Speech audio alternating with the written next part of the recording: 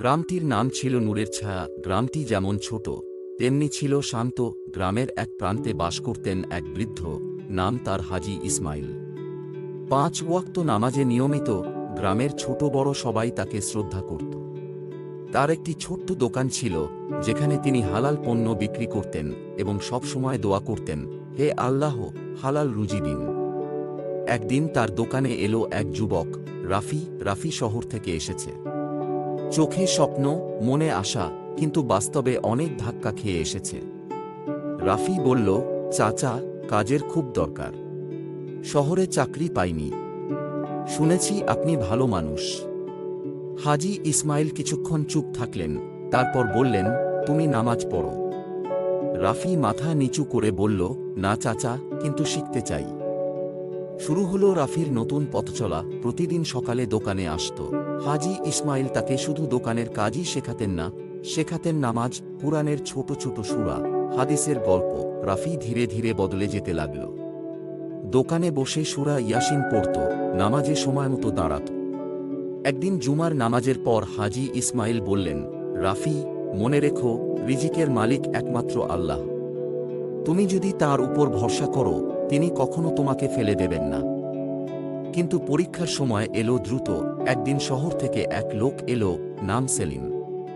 সে হাজী ইসমাইলকে প্রস্তাব দিল, চাচা, আপনার দোকানটা শহরের একটা কোম্পানি নিতে চায়।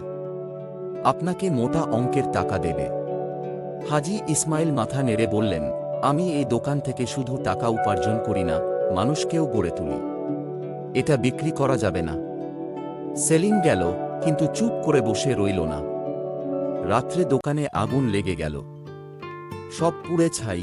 রাফি দৌড়ে এলো, হাজী ইসমাইলকে জড়িয়ে ধরল। চোখে জল, চাচা, আমরা এখন কি করব? বৃদ্ধ বললেন, আমরা সব হারাইনি রাফি। আমাদের ঈমান আছে, দোয়া আছে, আর আছে সজিদুল্লাহর দরবার। সেই রাতেই তারা মসজিদে গিয়ে দীর্ঘ সিজদা দিল। হাজী ইসমাইল বললেন, রাফি, তুমি দোয়া করো যেন আমাদের ঈমান কখনো না পড়ে। নতুন শুরু। গ্রামের লোকেরা এগিয়ে এলো। কেউ বাঁশ দিল, কেউ কাঠ, কেউ টাকা। রাফি নিজ হাতে ঘাম ঝরিয়ে নতুন দোকান গড়ল। 1 মাসের মধ্যে ছোট এক টিনের দোকান গড়ে উঠল। নাম রাখা হল নূরের দোকান।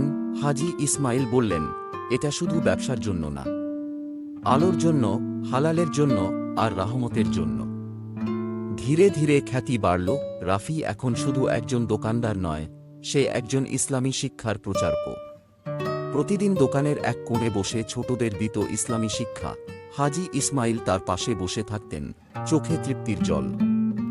বলতেন, আলোর পথ এমনই হয়, একবার শুরু করলে সবার মাঝেই আলো ছড়িয়ে পড়ে। 1 বছর পর হাজী ইসমাইল ইন্তেকাল করলেন।